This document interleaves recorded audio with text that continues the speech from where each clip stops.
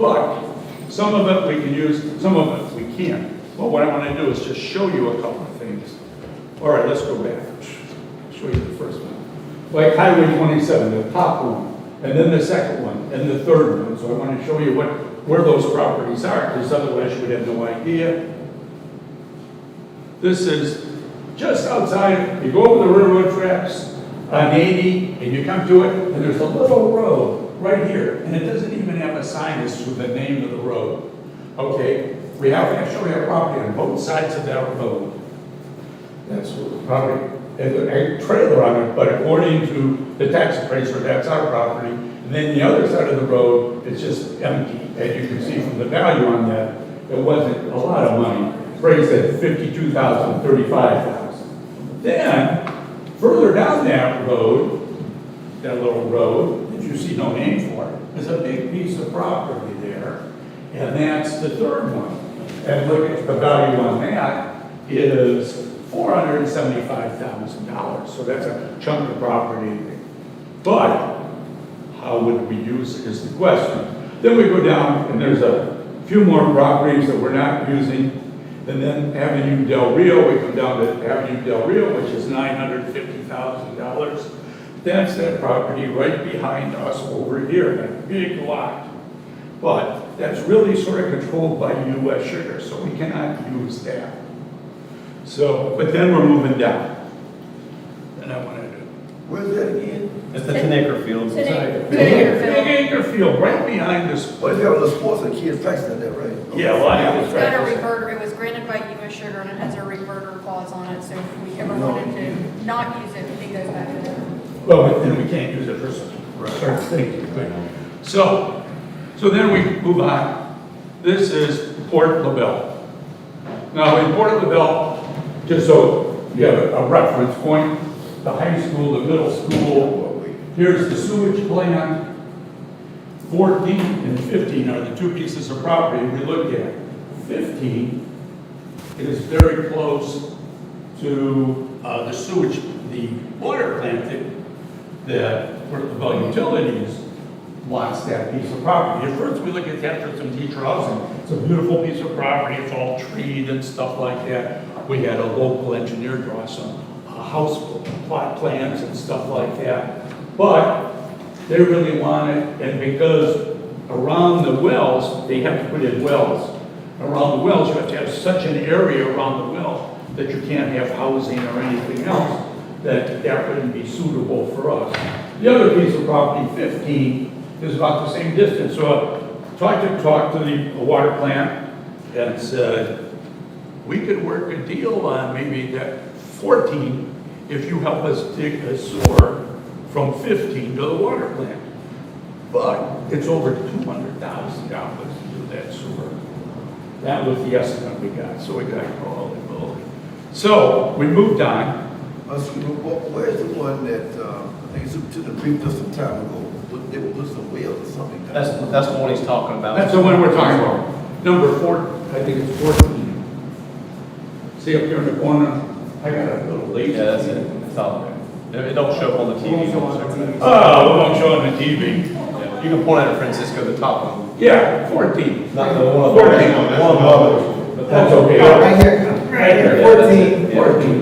Yeah, there you go. That's his best friend's wife. That's it. So anyhow, so we looked at that, and we looked at the other one and stuff like that. So it just wasn't going to work. I thought Port LaBelle would be a great place. We already own the land. We could do some teacher housing. It doesn't seem to work. It just wasn't, it was too expensive. So then, it's sort of complicated because there are other issues here, but keep in mind 14. Now let's go on. 14 is 55 acres. No, 14 is like 15 acres. There's the 55 acres. Oh, 'cause you got a picture ID, you got 55 acres right here on your presentation. See it? Picture ID 14 is 55 acres. I can't tell if that one's got a Yeah, I don't think, well, that was the intent. That's 14 is not 50, well, the one he was referring to is not 55 acres. No, that's what I was thinking, that looked mighty small to be 55 acres. That one's 55. It's 5 The acres. next one, this purple one. So anyway, 55 acres. This is Miami Village. This is our big piece of property, That's 55. good for a school. Then we have two other pieces of property here that we own. And you saw the values on those if we look back.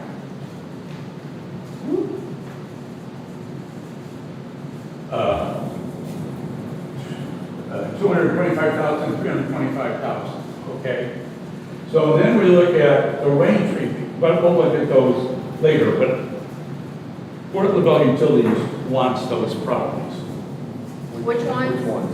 They, whoops, I think he has, the Rain Tree property has 14, but it's 14 acres. Yeah. that's- Yes. Yeah, not more Maybe. than 14, actually, you were doing 14. Oh, yeah, I was just marking it as. Yeah. So anyhow, so now we're back in Banning Village. These are the three properties that we own. And the utility company wants the two lower ones, the two purple ones, plus that other one that we just saw in Port LaBelle. So if we go on, here's, you gotta hold this, here's our property here. This is our property here, Central Elementary School, east side, west side, the high school. This is what I was suggesting that we might consider for some teacher housing, is right here.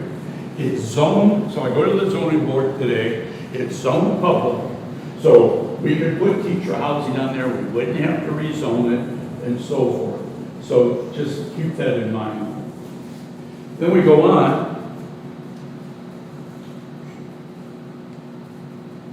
And we say, well, what are other school districts doing? So in Broward, they've gone with workforce housing for some of the teachers. In Collier, there, as you can see, they're building teacher housing adjacent to a large elementary school in Collier County. In Monroe County, they're clearing property that they had and putting in teacher housing. So other districts are doing this. We're sort of on the front of this and we could wait, but I wanted you to know that this is not an unusual idea. When you go to teacher meetings, when you go to the school board meetings, they talk about teacher housing. What is our biggest issues? Teacher housing. And so I want you to see that they have that is available. So now we go back to Port LaBelle Utilities. You know, I'm on the water board at Port LaBelle Utilities, and we have a good relationship with Port LaBelle Utilities. This is just one thing that they did for us very recently in April. You know, where we got our new site for the welding building and so forth. We needed to get water, and they dug a water line for us from there to 29 South, so that we could have water there. So we do have a good relationship with them. So I just want to keep that in mind. So then we go back. This is interesting, you know. So I'm on the water board, and I like to find things, and I go through the paperwork and stuff like that. And what I found was, for Banyan Village, it cost us over $10 million to run the water lines out there. So at that time, in 05 or 06, the interest rates were really high. So when I'm looking at it, I said, why don't we refinance the interest or our payments? And at first, oh no, we'll take it into their consideration. So every board meeting I go and I bring this up. So finally, it's okay, I want to see everybody to shut up. So we will look at that. So what happened was, they went to First Bank and refinanced their dues, and they had potential savings of over in the neighborhood of $2 million because they refinanced. That's pretty good. So, I didn't get any high fives, but it was good, So you gotta keep that in mind. What would we refinance? We're not, I'm just telling you, I want you to know that I have a good relation, because I'm not recommending that we give them property. I'm recommending that you have to decide what the value of the property is. We're not quite there yet, but you need to decide. And my personal feeling is they want it for a whole lot less than the value is. So anyhow, but I brought these up here because, you know, if we're looking at possibly doing housing, I went to Suncoast. They said, you know, we have some grants available. You may qualify for a grant from Suncoast for teacher housing. And then I went to First Bank, and Tuesday Tripp, who's the vice president of loans, she said, we've been looking at trying to support teacher housing for a long time. I'm assured that we can give you the best deal if you have to refinance, if you have to finance them. We'll work it out. And then other questions come up. Well, who's going to, do we want the superintendent going out there with a plunger if the toilet backs up? And so he's a kind of busy guy, or maybe we could have the chair. But what you do is you get a property management company, and they take care of it. They have all the contacts, electric, sewer, and so forth. So it's clean. What they would do is if they manage it, they would just rent the property, they would collect the money, and then they would wire a check to our bank school account. So that's important. So, moving on, things to consider. So, here's the properties that we have. The three in green are the three that are, what we like, are with the affordable utilities, that kind of brain fart. Moving on. So, the other properties, and if you go on, here's the three from there. The value on the three that they want is over $900,000. They came to us and they wanted to pay $350,000 for it. That's over $500,000 difference in the value of the property. Now, I know we're good neighbors and I know we do things for each other, but over $500,000 does it all. I would like to buy it at that price too. That's a substantial deal. Well, that's it. And the problem is, we, all of us have a fiduciary relationship with our constituents to make sure we're doing the best for our districts. And I'm not sure that that's it. That's a consideration you have to make. So before you move on, can you back up to that one? Oh, yeah, I'd love to. Good. That one? No, the one you were on. This one. So board also, if you'll notice on the left, just in working up some different scenarios with this being a workshop, we can't make any decisions, but we can just talk about options and things that may work there. If you have the appetite to work with Plus, we kind of laid out some options in talking to Mr. Semmerdike. The math that he did showed it worked out about a 35 to 37% reduction in price. Not the 73% reduction in price that they originally proposed. As a board, you can decide if that's acceptable or you want to continue negotiating. So that's one. The other option two would be, no matter what you decide, you have the ability to give them a payment option, payment plan, if they can spread it out. That was one of the concerns that they had, that, you know, if they had to pay full price, then they wouldn't be able to build a plan and do the things they need to do with the money and grant money that they had. So the reason that I would compel us to at least work with them is they are pretty closely approaching the capacity of what they can support water-wise. And for our community to grow and for the Banyan Village area to grow, they're going to need a water supply. So they need the property, and from government agency to government agency, that would make the most sense for them to be able to do. Point is that you own it, you have a fiduciary responsibility to make sure you do what's right with it. But I think you do have latitude to work with another government agency to do what's compatible between the two of them. And so I think that we put options there just for you to see some ideas. And obviously, once or if you instruct us to move forward, then you can give further direction of, you know, if you want to see options brought back, if you want to see numbers brought back, or further negotiations, or what you want to see with that. I want to see updated appraisals on this property. Well, it's about 2 years old, isn't it? Yeah, we were trying to avoid that.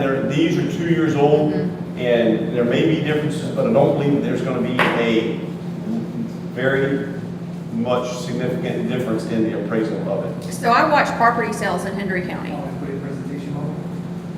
I don't know. What's that? and I would disagree with that. I think that these are undervalued. I think the whole portfolio that we have listed is undervalued, Okay. based on what people are paying for it now. And when we sell that property, like right now, it is, you know, it's, first of all, the sales on real estate are down real low right now, and that drives your prices down. But I think based on comparable sales, that you will find that these are actually valued higher than what we have listed. A 2-year appraisal, you take a 2-year appraisal to a bank on something like you want to buy, they're going to be like, no, we need something recent. And then, you know, I understand wanting to be a good neighbor and a good partner, but if we have a budget shortfall, is Plus going to come in there and be like, oh, here's the money, we want to be a good neighbor, we want to help you? They're not. And I think as fiduciary agents for, you know, in our positions, that we have the responsibility to get the highest and the best price on these, because we're literally taking it out of our real estate portfolio for this. So And we need, your point is that you would like to see an updated appraisal. I need And- updated appraisals on And these. obviously, I guess to my point, we have options, and those are your options. And so if that's one of the things out of this, is all I'm gonna ask for is direction. So if the direction is, as a board, we wanna see a new appraisal or whatever, I'm happy to do that. So we can't as this, obviously, workshop do that, but we did reserve some spot in the regular agenda for you to give me some direction, and I'll be happy to follow whatever it is the board's wishes are on that. And for example, so just a recent transaction, let's look at those top 3 right there. The 27 property and that 2125 2nd Street. So that is like 12.24 acres, okay? And if you add all of those up, it's $562,500. Right down the road was a 10-acre parcel that was sold on US 27, 10 acres for $800,000. That's a big difference. So that's why I think that we need those But you're talking appraisals. about on 27 versus off 27. That still has 27 access. Yeah, but I mean, when you're highway frontage, and Mr. Swindle, I know knows this because they redid some zoning and stuff like that. When you have 27 on the major and right off of, the property values change tremendously. Those addresses, 2021 West US 27 and 2004 West, you've got frontage. But not much. There's frontage there, but you Well, I'm not- have access as I'm well. arguing with the appraisal, but But I my think point that- is, it should be in the neighborhood, even if it doesn't go up, of almost $1.5 million on this. Plus, you roll in what you've got from Plus, you could be at $2 million. $2 million. You can put it in some fund, or you can look at some teacher housing. I did talk to builders about this and stuff like that. You know, a teacher now, when they move here, if they didn't grow up here, they paying rent, they probably got student loans, they're never gonna be able to buy a house in our county. What's the cheapest house now? It's $200,000. Our properties, I think, are highly overrated. Well, I'm not saying, but they gotta pay I for it. really do. I think they're highly overpriced right now in the county. But, well, my point is, again, highly overrated or not, do we want to consider some teacher housing? Can you back up? Yeah. On the, Service piece, I think. to the colorful slide that's got the green lights and the red? And I don't. know. No, sir. This one? No, sir. The one where we show, no, sir, keep going. One more. One more. One more. One more. One more. That, no, one more. One more. Okay, well, now one more. To the colorful one. Keep one more, sorry. One more. There, that's it. Now we're there. Oh, and so, whoa, and so. I'm gonna go to bed. No, that's the one. That's the one. And so, on the bottom of this one, and this is where, again, I just want to keep reinforcing that we're here to discuss and have an open, frank conversation. And so, and in the board meeting, if y'all want to take the action or direct action, then, we can deal with it there. But in the bottom left, We just wanted to propose some scenarios that the money could be used for. This being capital properties, the financial benefit of it would be also need to be used in capital. The housing is something that we have been working on for north of about 7 years, trying to make something happen.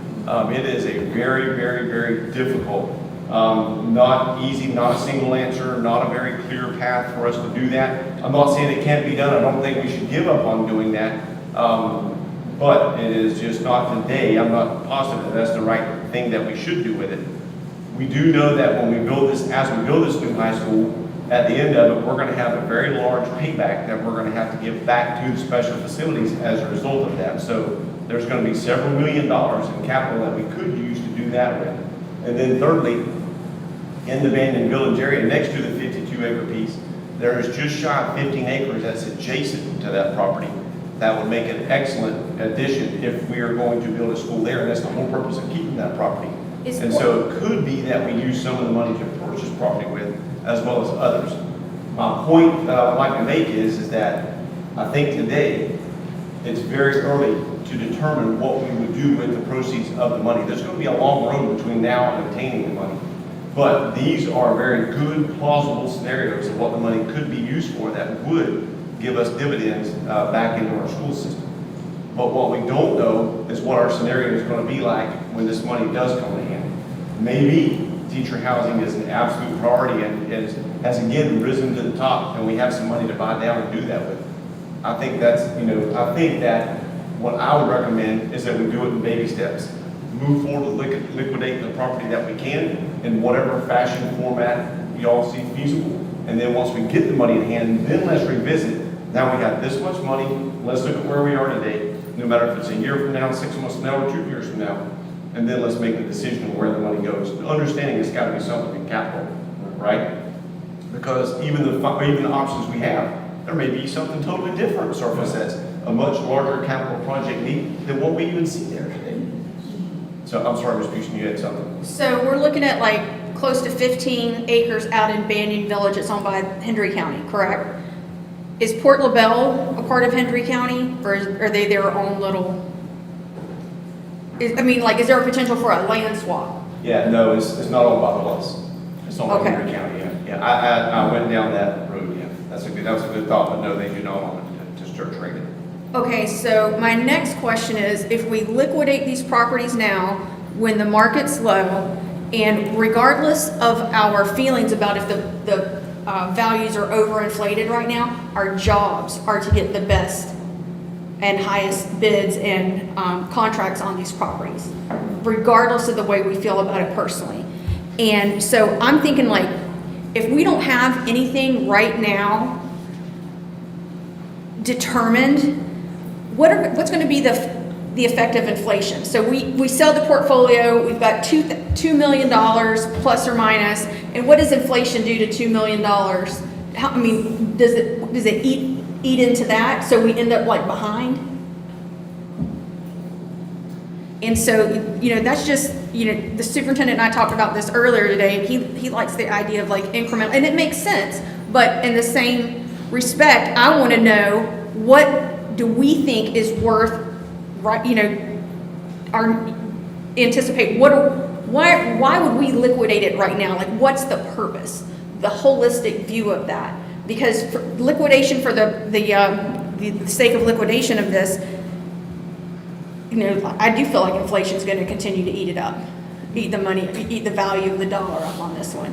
And so, right now, if we hold that, keep that in our portfolio until we have something absolutely determined, like this is a need, this is what we want to do, we have a chance for a possible upswing in the market. We have, I can't imagine, it's Florida, God ain't making any more land. Everybody's flocking, they want to be here, as you can tell on the roads. And so I just think that you have the potential to grow your value in that until you have a project plan before you try to liquidate that. But if you wanted to sell some of that to immediately pick up on that just what we need to pick up that 15 acres in Banyan Village, because, I mean, you see, you're packed out all the way to the county line. Well, I don't know which way I'm pointing here, I'm directionally challenged, sorry. But you're packed out all the way to the county line on the LaBelle side. Clewiston is packed out all the way to the Palm Beach County line. And so there's nowhere to go but grow down 80 and 27. And so I definitely think that picking up property adjacent to what we've already got in Banyan Village, that's the next logical step. And I would be willing to look at liquidating something to be able to pick that up and put it in the portfolio. But as far as not knowing what we would be liquidating for, aren't we already budgeting for our funds for the special facilities payback? We are, that's coming out of revenues that we could then use otherwise. if that Okay. makes sense, yeah. And then and I'm gonna speak on teacher housing. And, Dr. Egley used to always say, a good old Egleyism, he said, you'll never stab somebody in the back, you may punch him verbally, jokingly punch him in the throat, but you always, I wanna always be transparent about where I am on teacher housing. And, when we listen, I appreciate you putting that information together too. When we listened to the presentation on teacher housing, because it's not something new, like Tuesday said, she's a part of the task force, we've sat and we've talked about these things for many, many years. There's a lot of challenges there, and the counties that we're seeing making moves on these are Collier, Sarasota, Broward, Miami-Dade, Monroe counties. These are counties with incredible tax bases. These are counties when we go to pass our taxes tonight, we are we have to levy so much because we're taking so much from other. These are the counties that give us part of their taxes as a part of the FEFP. I just don't think that in that financial space to play with the big boys. You know what I'm saying? I think they're a totally different tax bracket than we are. When we think about teacher housing, in the proposed site behind Central, what first strikes me is what side's our growth on? And right now it's in LaBelle. It's the growth there. And does that site selection best serve the needs and the growth that we have today? I'm gonna go back to appraisals before we put price tags on them. I would hate to undersell anything. And then, back to the teacher housing, I read that little article that he posted. Collier County with their mansions and Fifth Street and all this stuff, they're talking about putting modular housing.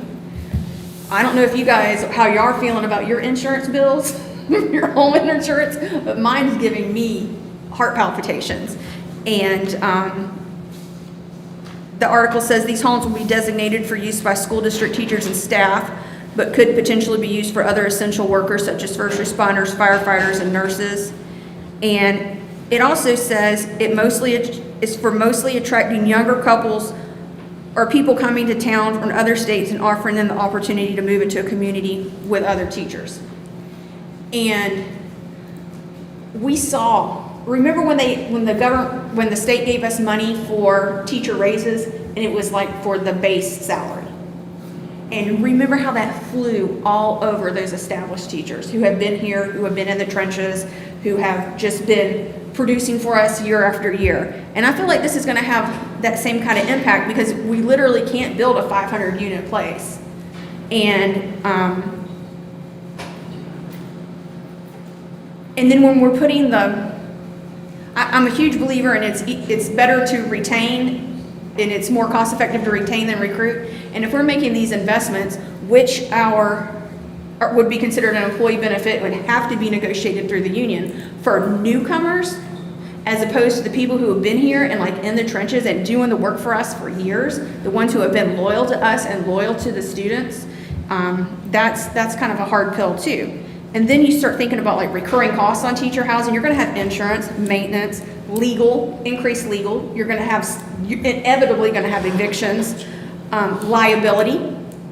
And then in that article mentioned, they were still looking at if you have something on a campus that close to a campus, how does that impact them being able to have adult beverages or have guns or, that kind of stuff in their teacher housing? And if you think about the subsidization of that and the value of that subsidy, is it fair to the people who have been here in Hendry County, and the staff who have been here in Hendry County, who have paid their rents, or they've paid their mortgages, they've paid their taxes, they've done all of this to go in and subsidize new people, and do we have the money to give that value of that subsidy to every employee in Hendry County who has, who lives in Hendry County? Because how is that fair? It's not. Like, I think that this would be like another issue for our established teachers that, and staff and anybody, that it would just kind of be a slap in the face. So, let's see if I have any more notes.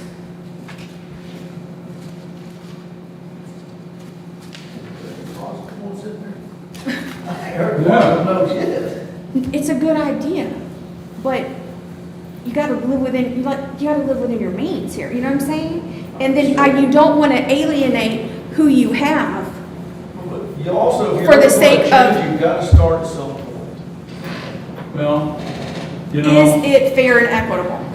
you know what the big dogs are There's always doing? ways to do things. Yep, you know what the big dogs are doing, so you can run with the big dogs or you can sit on the porch. But the big dogs got big purses. The Well, you big know dogs what? don't have to You're get any never tax gonna dollars have from a better us. opportunity than right now. I mean, you got to start down the path if you're going to make it to the. This is like so close to the schools. The water and sewer is already there. I talked to them in zoning. As long as it's teacher housing, and it could be for others, the firemen and stuff like that. They got no issues with that. And I met with them today. If that's the road we want to go. If that's not, it's a decision of the board. And what do you want to do?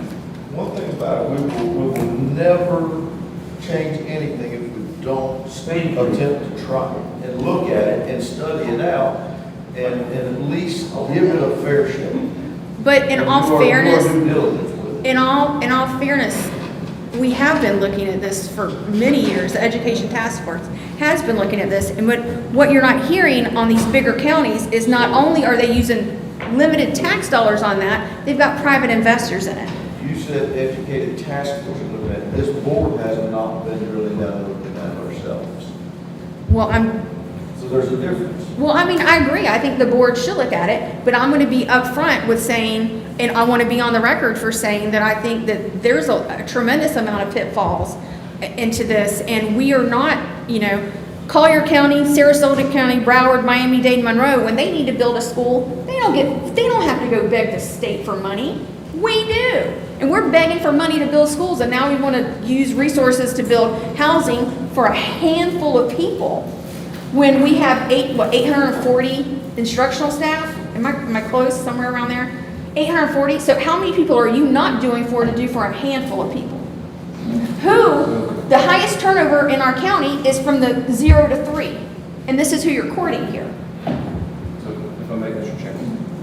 It's some really good conversation, honestly. I love the conversation, some good points. Mr. Busey is really good points that she's bringing out, and it's points that we have talked about. Now, we've talked about it with the union, we've talked about it, and it's not that we shouldn't talk about it. But I would just ask the board to go back to the fact that this conversation, we've got time, a lot of time really to tranche through, what is the best investment to make.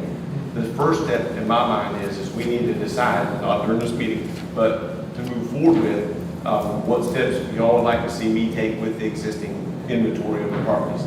And so again, I would lean on, my recommendation during the board meeting will be that we move forward. If y'all want to see an updated appraisal, and then and some other clarifications on the balance of the properties. And then again, that's going to take a lot of time for all that to happen. That gives you time to continue the thought process and come up with the pros and cons, or private investors, or whatever that may be. But I don't think we have to find that answer tonight. During the board meeting, our answer is going to be, what direction do you want to take with the existing inventory? And to speak to that property in Cluison, the 12.2 acres, that's been the city of Closen has annexed property. And that's right there in a planned unit development too. So I do think that value has increased. All right, I'm sorry. Meow. Good discussion, thank you. Yeah, thank you all. All right, workshop is adjourned. Always a rain Everybody can break. Everybody will take a break for just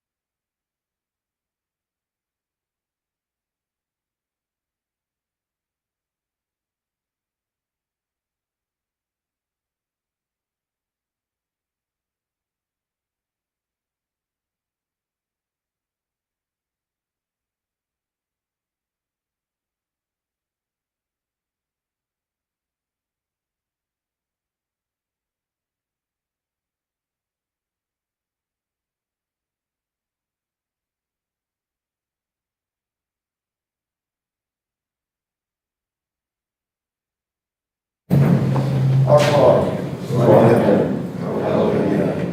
Thy kingdom come, thy will be done, on earth as it is in heaven. Give us this day our daily bread.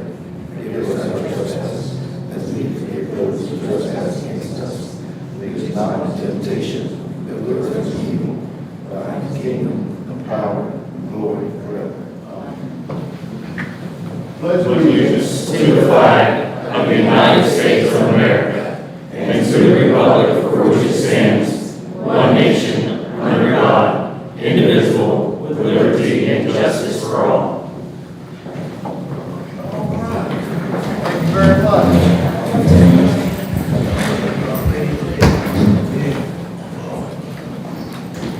Welcome. Appreciate you being here. So, Mr. Superintendent, we will move on here. Looks like we have recognition with the FFA State Office. Just so happens we have a few FFA members here with us this evening. There is some awesome things happening in Hendry County Schools. As you well know, we have the academic unbelievable growth that we've had this past year. And that is due to a ton of good reasons. And most of those good reasons are sitting in front of you wearing blue and gold corduroy jackets. I believe that we're going to work backwards, I think. I think the FFA is going to give us a quick presentation of who they are, what they've got going on, and what's happening. And then we're going to introduce the distinguished, special, wonderful, unbelievable guests that they have brought with them this evening. My understanding is that Ms. Briza is going to come speak, but she's going to bring part of her team with her. And Briza, please forgive me. I'm going to say your last name, but I know I'm going to mess it up. Forteza? Forteza, I'm sorry. So the Lewiston FFA president, Ms. Briza Forteza, is going to come up and give us a little presentation and talk to us a moment. And then we'll introduce the second special guest she has there. Does this work? You need one? She's got a good voice. She's loud. Now, I might say that you know, and you all know that we have some unbelievably brilliant students. I've always said that our students in Hendry County are just as bright as students anywhere in this country. Now, what you may not know, they're also just as beautiful as any student in this country. And to exemplify that, you may or may not know that Miss Briza is Miss Teen USA Latina. Did I say it right?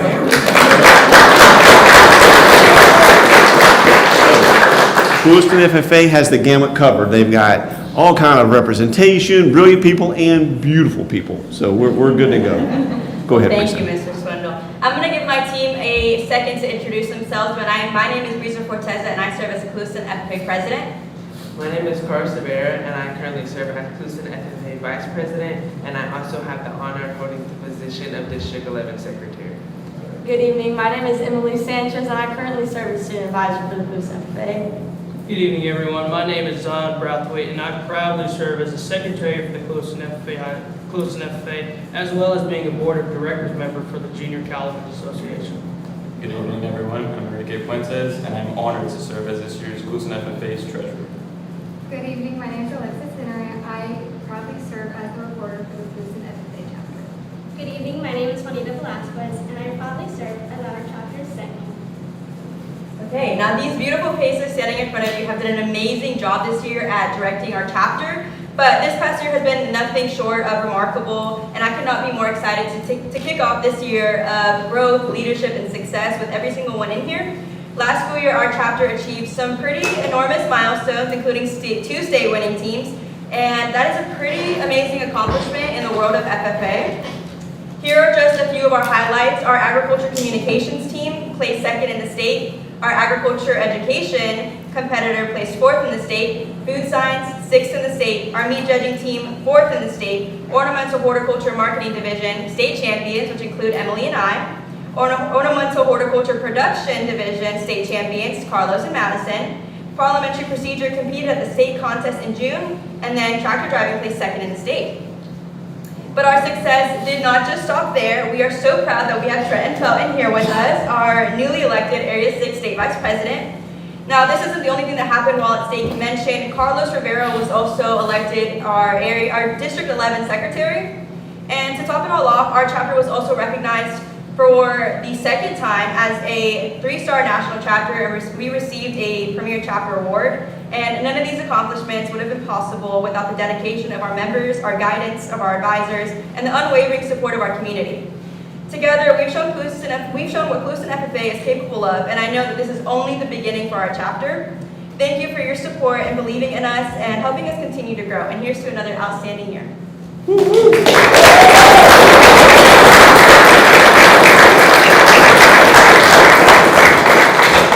Thank you guys so much for your time and listening to us.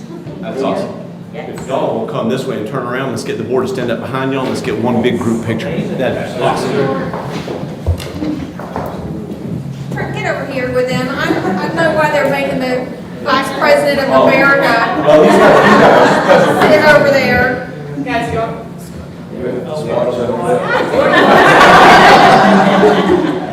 They're all too tall. Yeah, absolutely. I don't want to block you, Mr. Secretary. Because I'm going to push you down. I don't think I have. Today's the day. That's all right. Awesome. Good job.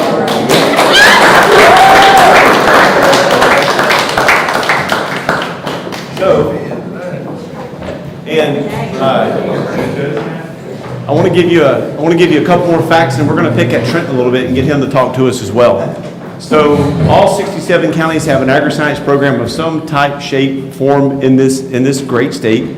They go all the way from the far out in the Panhandle all the way down to Monroe County, where they have aquaculture and marine sciences and things like that. And here we sit in the heart of agriculture, the breadbasket, the winter breadbasket of the nation between us and Palm Beach County. Our Clueston FA chapter is incredibly unique. They have an unbelievable land laboratory, probably one of the largest, most productive, full-scale agri-science programs in the nation. And these students that you see handle the management of that. They do the chores. They learn skills that are highly useful in the agri-science world today. The leadership side of the FFA is what has absolutely been captivating to me for a very, very long time. And so to rise through the leadership of that takes an unbelievable person. As we speak today, there are 65,492 FFA members in the state of Florida. They are represented at the state convention, and they assemble there, and you have the opportunity to compete in different things and run for offices. This year, Trenton Felton. Last year, Raylan Peniagua won, and she was a state officer. This year, Trenton ran, and he was elected as a state officer. It's very rare to be one of 6 or 7. How many of y'all are there? There's 7. 7 officers from around the state. 2 years in a row, Clueston FFA has had one back to back. It's rare to have one. It's incredibly rare for Clueston to have one back to back. So I'm so proud of Trenton and the work that he has done, the way he represents, and the way you see all these students. They represent our chapter, they represent Hendry County, and our school system around the state is unbelievable. And I'm so proud of the work that they do. I firsthand know what it's like from a student standpoint, an ag teacher standpoint, and now an administration standpoint. And I can tell you, we've got one of the finest agri-science education programs in the nation sitting in front of us. I'm so proud of what they do. Sometimes we think about, what does it mean to be a state officer? What types of things are expected of the products that come out of our school system? And I asked Trenton, just take a minute, Trenton, and give us an idea of what you do as a state officer. Yes, sir. So basically what first I'm going to say is a thank you, because we often think about the way that who is always imparting inside of our lives, who is always allowing us to get to the levels of success that we are. It all comes back to home. I love to say that home is where the heart is, and I believe that this is where my heart is, essentially. And so with that being said, I like to say thank you to not only Hendry County School Board, but also to the Clueston FFA chapter for always allowing me to push beyond the levels of success that I can get here today. There's always so many people always in your corner, and one of my teammates always says is give it to God. And God has given me some amazing people who are always in my corner and allowing me to get to the levels of success that I am today.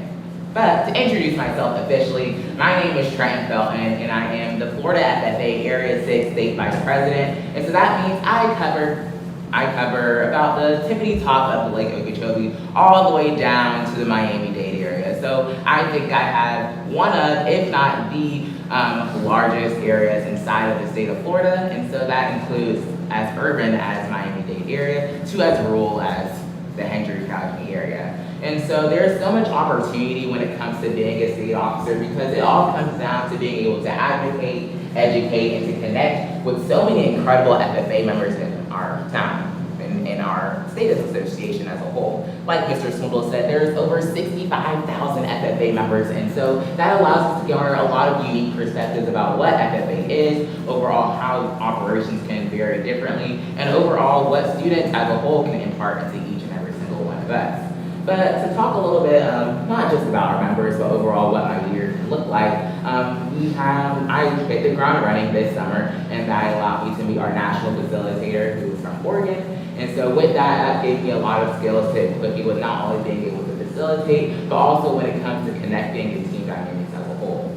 This allowed me to go into the State Officer Summit inside of Washington, D.C., which allowed me to connect on a more national level of who other state officers are, but also allowed me to see more globally how we can advocate and educate from a national scale. I got to meet with different legislators such as Representative Pat Kimmick, but also Senator Rick Scott. And so being able to advocate for not only agriculture, but FFA is a unique opportunity that many don't really necessarily get.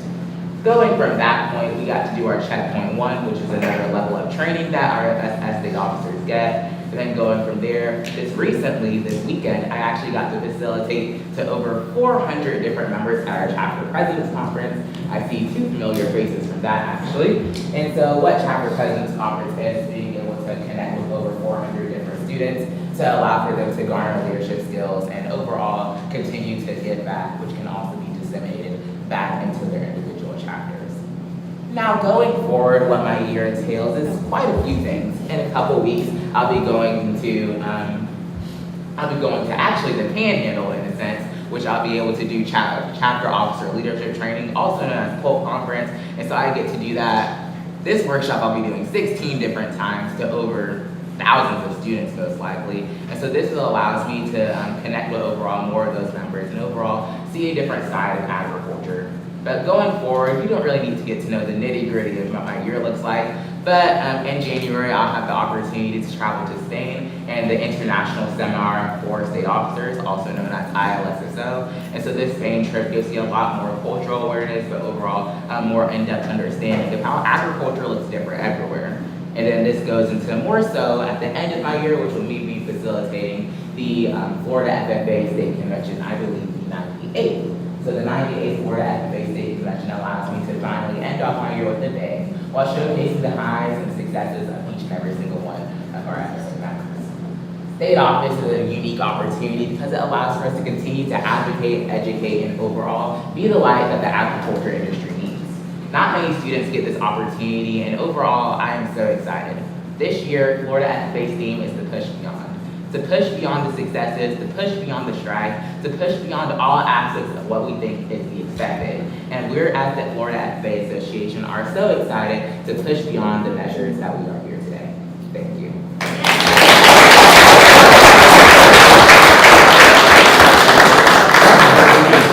If you couldn't tell, he gets his speaking skills from Uncle Phil. Definitely he got speaking from Uncle Phil, I can tell. Trenton has always pushed beyond. I've known him for several years, man. He's always been impressive, and as if you couldn't tell, the FFA develops leadership skills in these young adults that is just remarkable. So I'm so proud of Trenton and all of our FFA members. Keep up the good work posting FFA.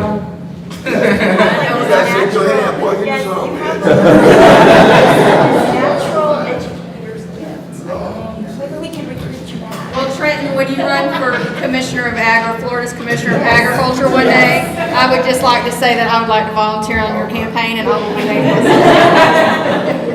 Well done. Very impressive. Thank you all very much. You're welcome to stay if y'all want for the next 3 hours of meeting, but you don't have to. Now, I would like to wrap it up. I would like to wrap it up with this. In all good classrooms, it comes down to having a good teacher. We have some unbelievable, great agri-science teachers in Hendry County. Lewiston is blessed to have some of the best in the business right now.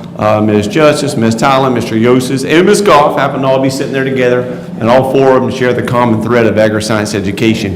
And I want you to know how blessed we are to have the ones we have right here. And so they are second to none, and I'm proud to be their colleague and to work with them every day. So thank you, group, for what you do. Thank you.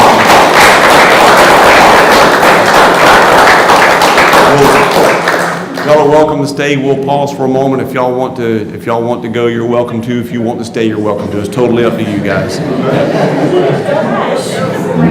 you so much. Yes, thank you guys.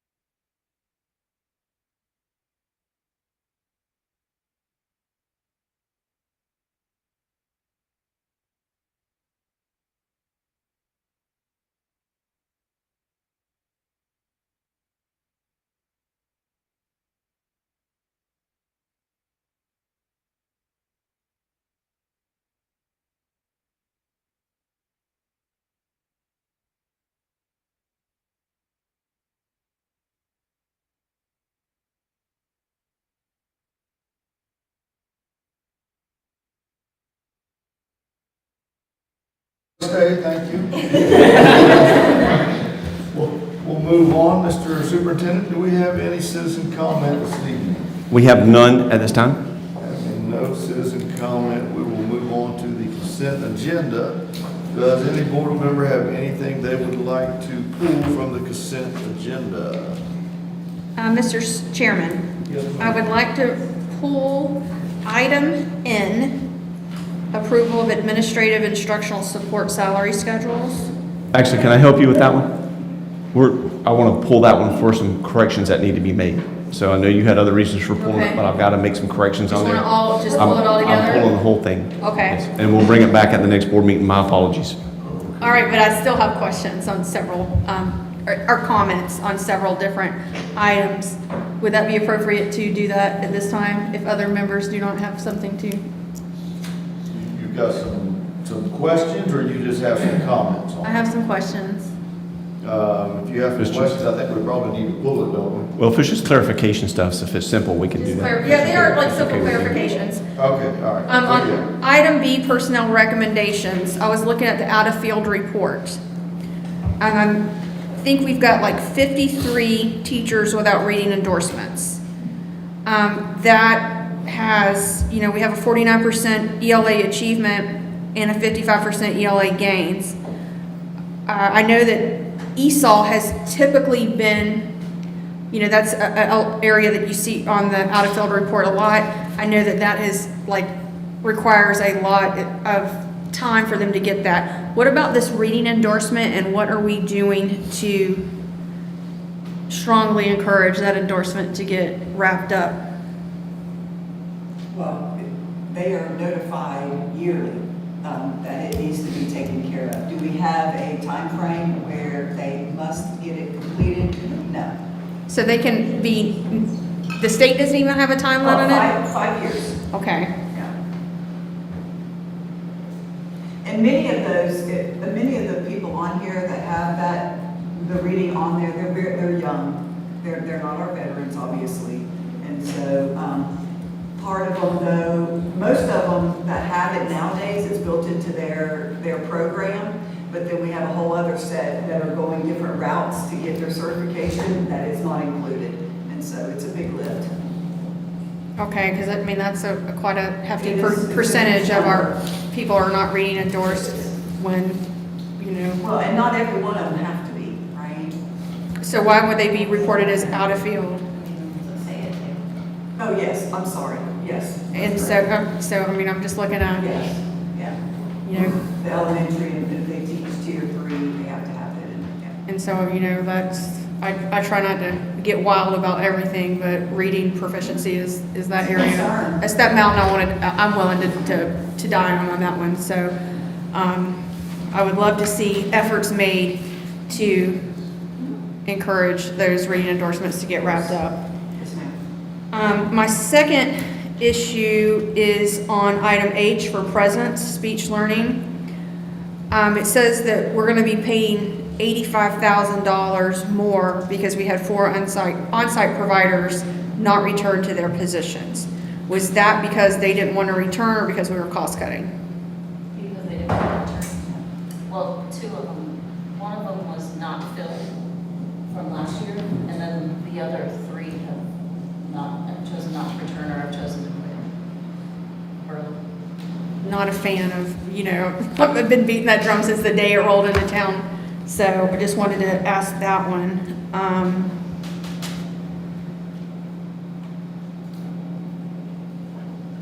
Is there, I don't know if I need to pull this one.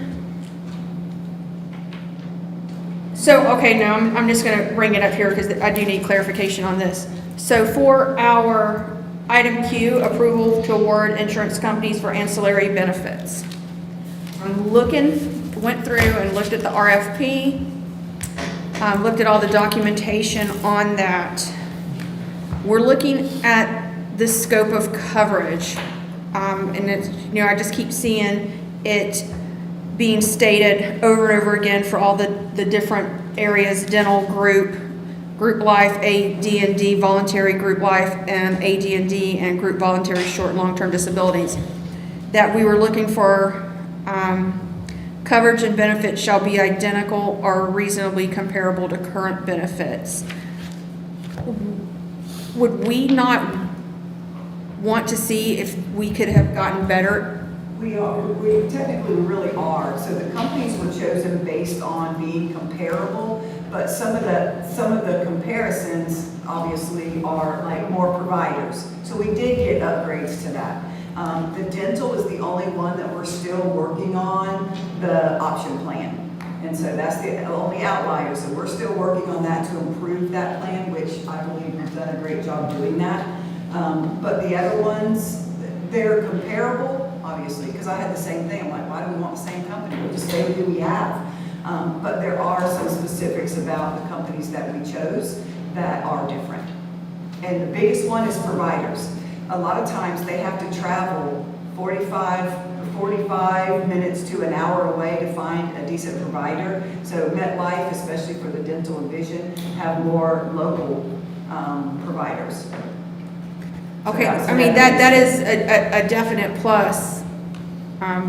You know, you also hear me say up here frequently that I want our insurance and our benefits packets to be in something that's attractive.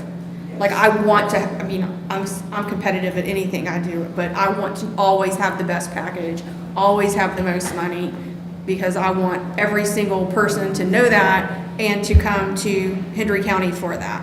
Okay. So actually we have, Glenn is here as well as Julie, both with our Accentria, and he can probably answer that. Acceda is our contract effectuator for our health insurance company, and they are our wonderful partners in making these things happen. Same company as Darren? No. Okay, all right. But we work together. Well, yeah, so we work together with I them. don't know. I'm just kidding. Please let him know I repped him at the meeting. I'm just kidding. Yeah, so your questions are very good, and your concerns are as well. When we release the RFP, we are asking for like plans or better. That's a key word for the proposers to come back with richer benefits. Now, I actually worked many years ago with Florida Blue. I've answered so many governmental bids, so I've gone through, I've been on both sides, I guess. I've seen the sausage being made, at the carriers. So, in a competitive market, they do want to be one of the finalists. So a lot of times the carriers will not go too far out because we know a lot of times the committee's just focused on rates. So if they do propose something a lot richer, the rates go up significantly. So in this bid, one thing that I'm really proud of, I think this will be very, very well received on the MetLife Vision. They quoted exam every 12 months, lens every 12, and frames every 12 months. Because typically it's 12, 12, 24, you get frames every 24 months. So I think the employees will be very, very happy with that addition. Also, On the short-term and long-term disability, over time, if you don't change carriers or if you don't go out to bid, it's almost like the plans get stagnant, for lack of better terms. So the enrollment sometimes goes down if it's voluntary, and then also on voluntary life. So I think we've got really, really good programs through the standard on short-term and long-term. That'll open up an initial open enrollment period that people that has not been able to get that coverage before can, particularly on short-term. And then long-term does have a 3-month look back, 12-month look forward. So we're working through that. And then That's huge. That's a huge benefit to, where now we're going to be able to have employees that are going to be able to take that without having to worry about the yeah. Right. And disability, a lot of times is kind of overlooked because obviously health insurance is number one. And this is probably PHI, personal health information. But I always tell the employees when I'm in front of them, I had a stroke when I was 27. So for my family, my priorities, number one, health insurance. I gotta have health insurance. Number two is long-term disability. So everywhere I've worked, I've only had 3 jobs over the time, but when I've changed jobs, my first question is, do you have long-term disability? Because I've just gotta have that. Hadn't had any issues since 27. I'm almost 60 now, so but that's important, and I do tell those stories to try to get people to think about doing the enrollment. We've got some really good things coming up on the dental. So we're just ironing out a few things there, but we should have that pretty quickly. Is it going to be improved coverage, like as far as the benefits? So what we're looking at is a higher out-of-pocket expense through the year, a maximum, and then also covering implants. Because I have a kid who literally knocked his front teeth out, so I was looking at the implant thing and I was like, yeah, it's expensive. I know. And orthodontics, that's the other one. Yeah. Right. Yes, increased coverage. Yeah. And no insurance, no dental plan is going to cover implants the way like a health plan would if you break an arm or things like that. But it does give the employees access to implants and some coverage because, and I'm not a doctor, but from what they tell me is if you do have a tooth pulled, it's better health to have that replaced with an implant because the bone will atrophy. Bone structure. Yeah. So having that available is going to be huge. One thing that we battle with dental everywhere we go now seems like is there's just not a lot of dentists in anybody's network. Now the only place that's a little bit different is like West Palm down to Miami. They actually, and this is hard to believe, but HMO dental plans are popular there. So if I sell a group down there, a lot of times it's an HMO dental. We don't ever mention HMO dental here or Central Florida or up in North Florida because it's kind of a no-no. But down there's so many dentists, there's competition, and competition helps on the pricing for the employees too. So, but I think overall, I think the committee was happy with what we received, and then again, we've just got a few things to button up on here. Okay, I appreciate your. Thank you for the insight. Thank you. And that's it for my consent agenda. Okay. So, Superintendent, we have a recommendation. Yes, sir. I recommend your favorable approval of the consent agenda as presented minus item N. So moved. Second. Motion by Ms. Nelson, seconded by Reverend Brown. Do we have any further discussion? Having no discussion, all in favor say aye. Aye. Opposed? Motion carries. All right. Move on to action items. Action item 4A, looks like we have a final budget hearing. So, we will open this budget hearing, and watch out. I know. All right, so we'll open the Financial Officer will present for us.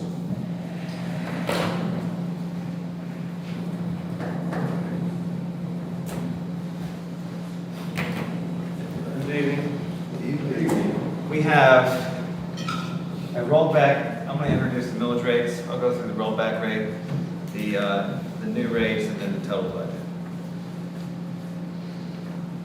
Would you, before you get started, will you explain that the millages that we are being asked to levy are non-voted? They are non-voted, yes. So can you, I want you to explain that Okay, to the board and then also for the benefit of the public. my pleasure. Thank you. Every year, the state will provide us with millage rates in order to participate, recommended millage rates in order that are required to participate in the Florida Educational Finance Program, which makes up for approximately 90% of the funding that we receive. We do have the option and capability to levy additional taxes. Hendry County has, to my knowledge, Hendry County School District has never levied optional taxes in addition to what has been required. And we do not have additional optional levy taxes for this fiscal year. Are the millage rates the same in every district? They're not. And y'all understand why? Yeah, based on socioeconomics and. Well, it's a backwards formulaic process because they want the equal amount of funding per student in every school system across the state.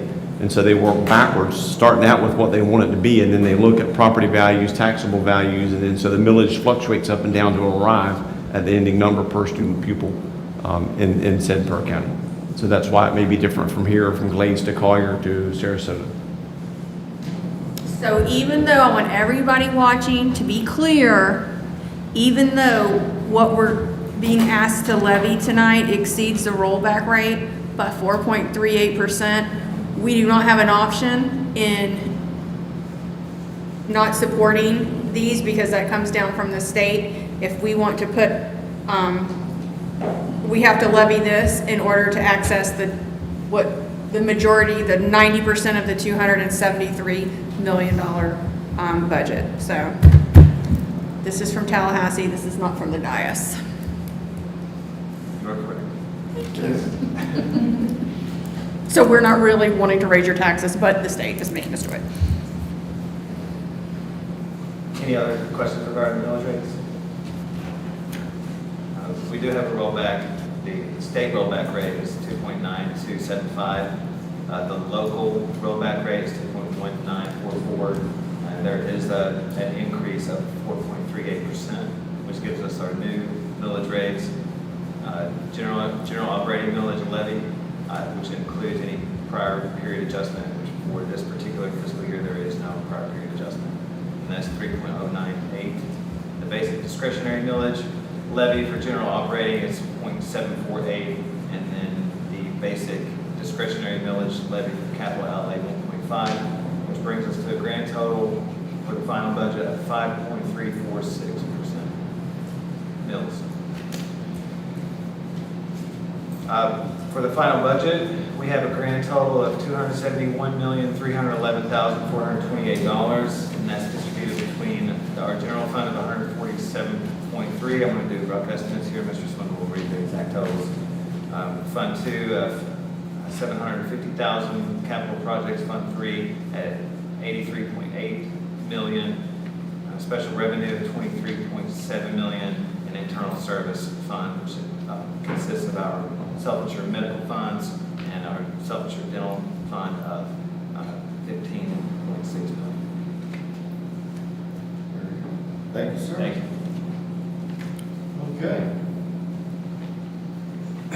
Appreciate that. So at this time, do we have any public comment on the millage, the taxes, or the final budget? This is your opportunity to come up and speak.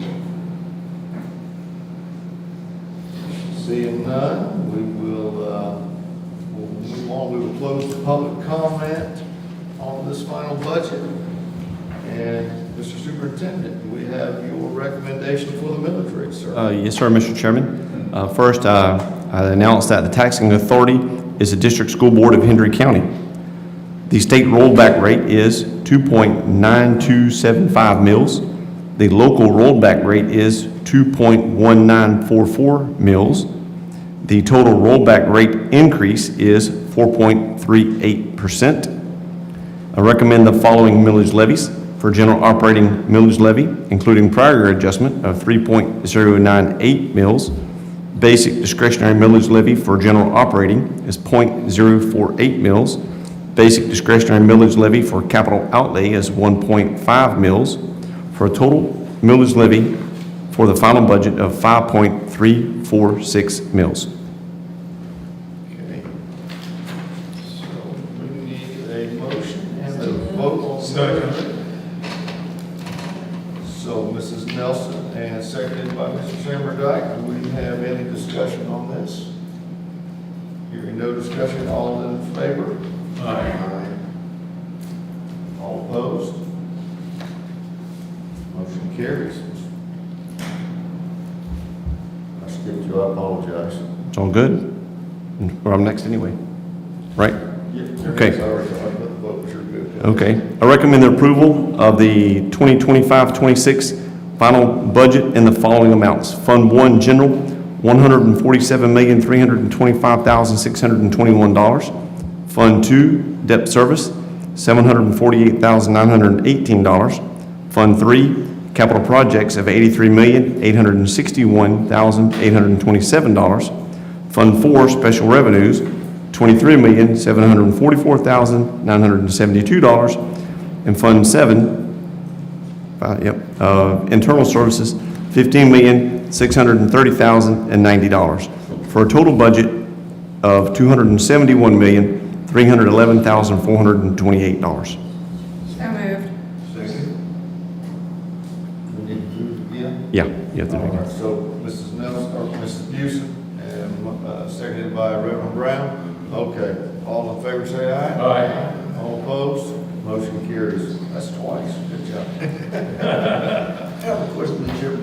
A long time ago, they said that the lottery was going to give education some money. We still getting money from the lottery? So the one of the main funders of public education is the lottery money. Yes, sir. Back in the late 80s, early 90s, when they began, all of the public funding education for public education was all tax dollars. When they started the lottery back then, they basically supplanted or replaced the money with lottery money. And so the bulk of the funding that we get is lottery money, some sales tax monies from the different caveats around the state as well. Okay. Pop might have big, so I thought we'd get a little raise or something. Yeah, right. Well, to that point, 5 years ago, when I was elected superintendent, our budget that year was $112 million. So if you look, I don't know that in a 5-year period prior to that, had we gone and what much as we have in the past 5 years. And this is no COVID money. The special facilities money is in here, but the rest of that is just, inflationary growth, cost of doing business and running school systems. Thank you. Yes, sir. Well, we will close this budget hearing and move on.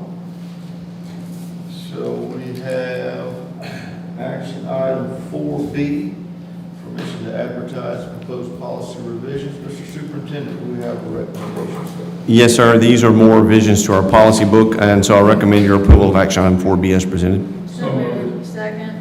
Motion by Mr. Simmerdike, seconded by Mrs. Houston. Do we have any conversation? Hearing none, all in favor say aye. Aye. All opposed? Motion carries.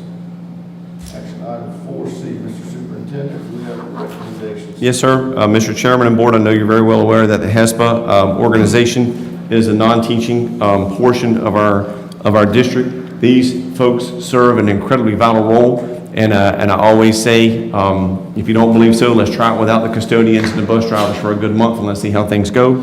And we know that it just wouldn't go well. We're incredibly proud and honored to have the HESPA at the table with us again this year through the bargaining process. And we agreed on a 4% average raise. And it's tough to say that because they're not necessarily salary, but if they're hourly, it was calculated in what would 4% look like on an hour type were raised. And so everyone pretty much got the same percentage raise as what did the other bargaining unit as well. And so we are honored to be able to give a raise in a state right now where most of the rural districts are struggling to give any. We were able to do a 4% raise to show our people how much we appreciate them. So with that, unless you have any questions, I recommend approval of action item 4C, HESPA annual agreement. So moved. Motion by Mr. Samberg, second by Mrs. Nelson. Do we have any discussion? Mr. Superintendent, Yes, ma'am. I know that unions were supposed to be certified. They had to have a certain amount, a percentage of participation. Is HESPA, they met that certification level? Yeah, I believe they met that, and then what happened was, They did for last year, and Yeah. they have to recertify every year. So Yeah. we're in the process of doing both Okay. HCEA now and HESPA this year. So but I believe they made it very, I don't know if I want to say easy, but they made it to where if they didn't have a certain amount of members, then they had to vote, but it was only out of the people who voted, had to agree to do it, and so So it's an annual process? It is, but I don't think it's a pathway for them to leave, nor do I want them to leave. We work very well with both of our unions. They're a very vital part of what we do. They represent our employees, and I want the employees' voices to be heard by us, by you, and by everyone as we do our jobs. And the people that interact with our students are the important ones, and so I want to make sure we have them there. That was just a question. Sure. I didn't know if it was like every 3 years or Yeah, whatever. right, So, okay. right. Thank you. Yes, ma'am. Okay. Any further discussion? We already have a motion. So moved. Second. All right, so Dropping the motions like you dropping that gavel, sir. any other discussion? Hearing no discussion, all in favor? Aye. All right, we'll move on to action item 4D. Mr. Superintendent, do we have a recommendation? Yes, sir, Mr. Chairman. Obviously, stemming from the workshop that we had starting at 5 o'clock, this is the point in time where if you have a certain direction you would want me to take or things you would want me to do moving forward, I'm happy to take note and do those. Whatever y'all vote and push in that direction, I'm happy to do it. Again, my recommendation to you would be let's do it in steps. First step would be liquidate the properties that are excess that we know are excess and we can't use, and then that gives us time to flesh the true need and what the true need would be for the proceeds of those. We know that we have some need now, right? But my point is we don't know that that's going to be the highest and best use of proceeds in 2 years from now or whatever that time frame is. So my recommendation to you would be to direct me the steps you would like to see happen to position the excess properties that we can liquidate to get them liquidated. Can we look at, because you said you were interested in picking up that piece of property that was adjacent to the acreage that we have in Banyan Village. I'm interested. I can't tell you. I've not spoke with anyone in the county, so I'm not even sure they're interested, but I don't know. Well, can we look at that first? If we're gonna take incremental steps, look at that first and see how much, if they would be willing to, and how much they would want to let that go Do for. you have anything to be interested in trading? Or if there's, a land swap, if there's something there that they're interested in doing there, and see how they're valuing that property, and then find out like that baseline there, and then my suggestion would be, guide a decision on reappraising based on what Hendry counties want for that piece of property. I think that would be like a good measurement to see where they're like. Would you like to see an appraisal? Go ahead and on the others, the balance of ours regardless, as along with that? 100% want to see an appraisal eventually, but I'd like, if we're going to do it incrementally, like, because we know this is not going to be a speed train on this one, is to see if they're interested in that, and if they are, what their pricing looks like on getting that, or if they're willing to do a swap, and then come back and say, oh, all right, based on this, we feel like there's a need for reappraisal. Okay. You just want to see what they value it at, or do you want an appraisal on it? Well, I don't want to appraise something that they don't want to give us or sell us. You know what I'm saying? Right. And the answer may be no. Yeah, the answer may be no. I hope it's not no. What's the cost of an appraisal? Yeah, what if, I think we paid, it was in a couple of $1,000 bills, right? About 12, it may have been north of 10,000. that No, we. that's exactly. Yeah. Go back to look. That's why I was trying to avoid doing it again, because I'm cheap. Put it together, Mason.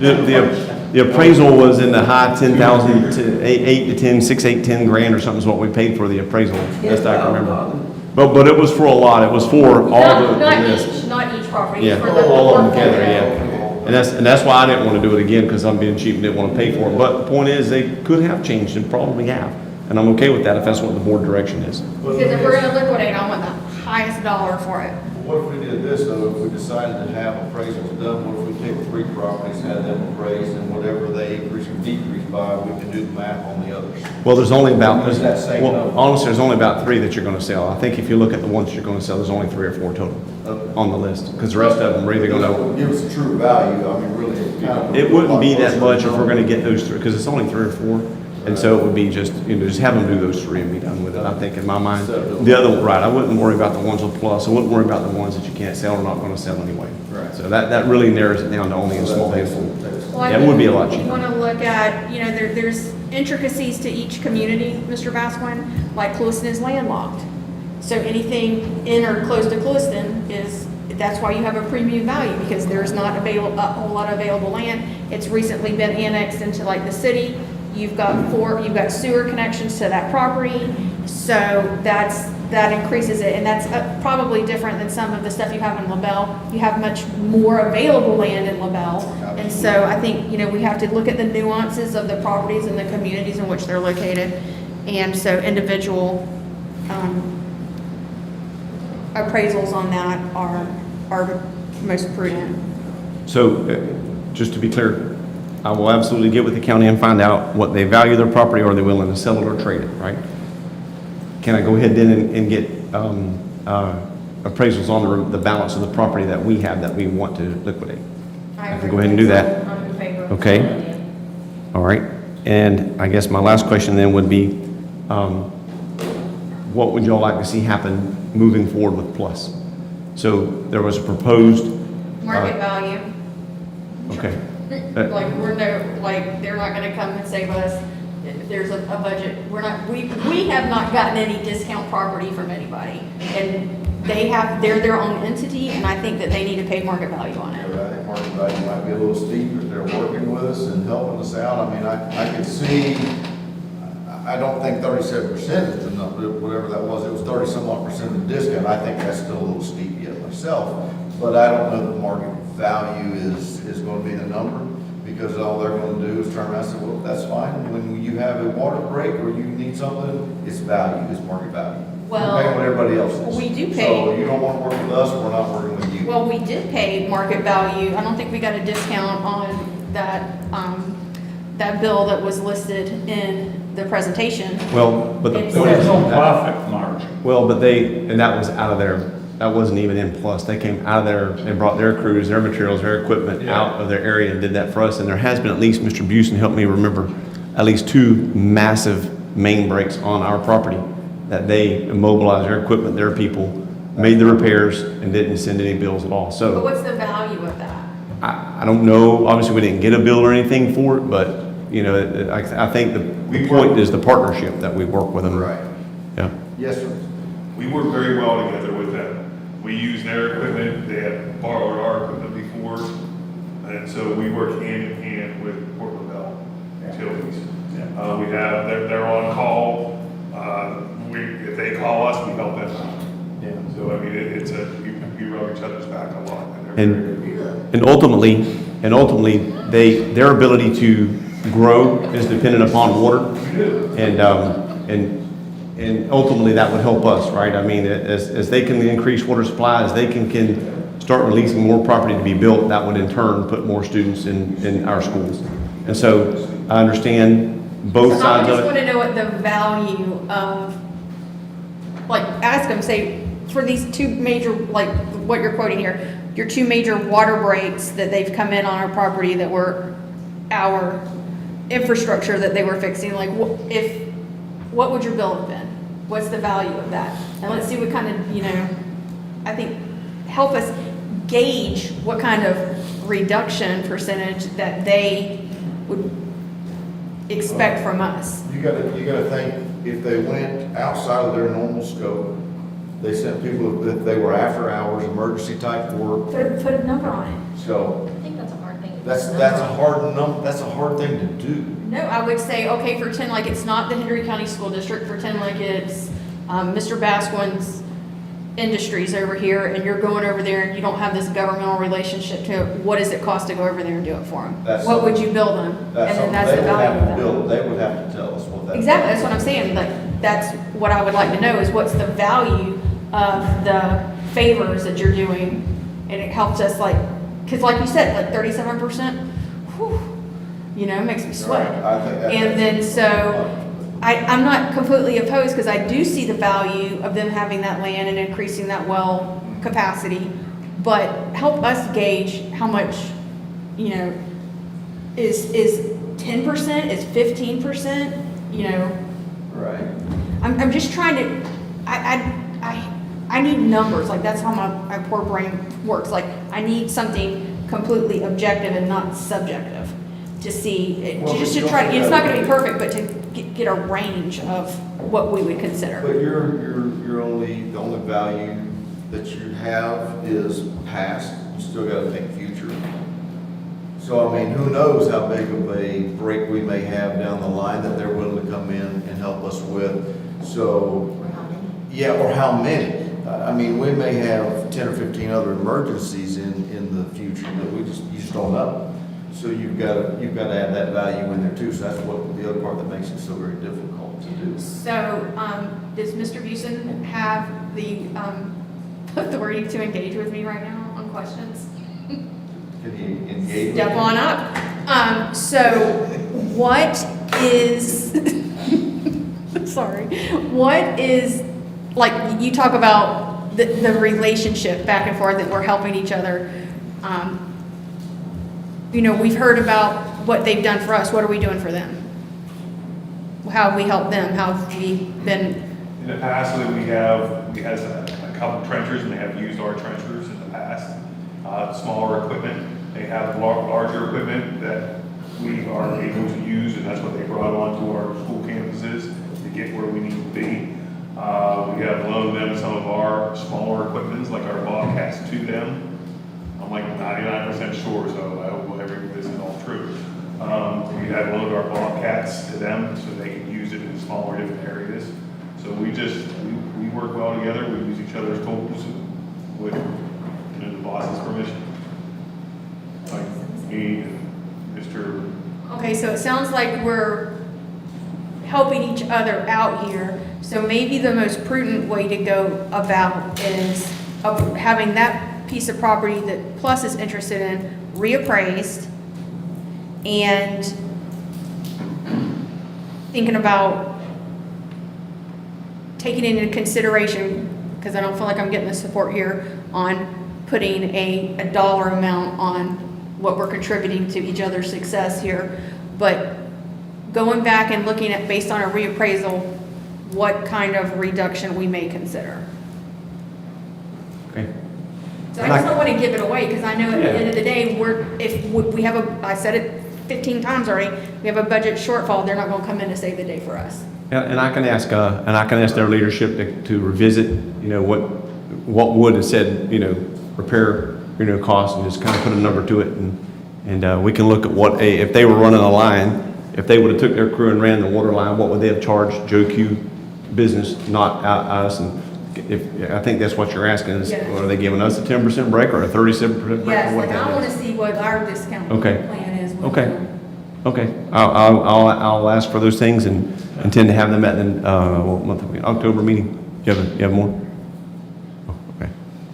You had your hand like that. Well, the time that I have with that helped us out multiple times more than with help them out. Right. Give me Yeah, a the percentage. I have 3 instances right now, and I think since I've been there, we've helped them out too. So I mean, but in the past also. Yeah. Relationships are strong. It goes both ways. Relationships are strong, and that's hard to beat when you've got, you know, you can lean on them, and you know that is good to do, you know. So. And we have a strong relationship between the county and the city and the well. Correct. They help each other On trade both sides. all the time. I mean, I don't think they ever hesitate to help each other out. And so, I mean, it's got to be a factor. I don't know how you put a dollar figure on that. I mean, yeah, we want to do them a favor, we're not trying to give something away, I'm against them, us giving it away, and I'm on that board. I feel that on that board, they're saying, well, we need more wells, and this is gonna cost us. Well, and then they were saying, well, we're gonna have to charge more for our customers. I'm saying, you don't charge more for your customers, you put an impact fee on the new customers that are gonna use that material, and that's how you regain your money. You don't, that's what we did. We put an impact fee on it. Nobody wanted to do that, but we did it, and now we have money from it. And that's what I think they need to do, is if they see growth coming, they impact the people that are gonna benefit from it, not from everybody in the county or everybody in the unit, the water unit.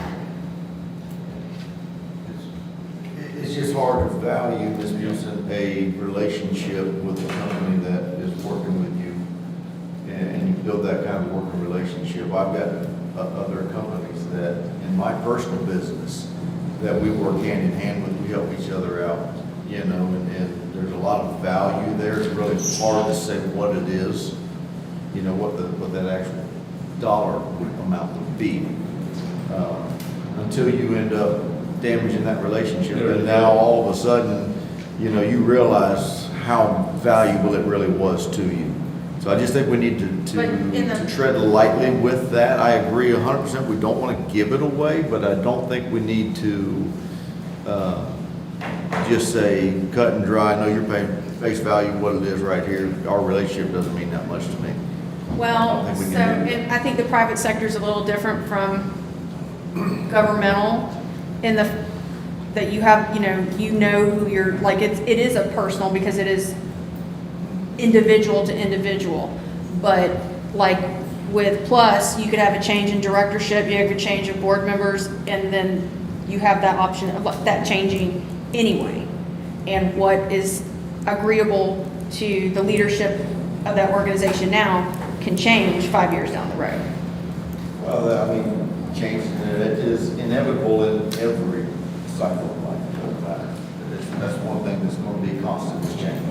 Well, I don't know exactly how to get there, but what I do know is that we need to really just take our fiduciary responsibilities incredibly and serious on that. And then try to figure out like what the friends and family discount is.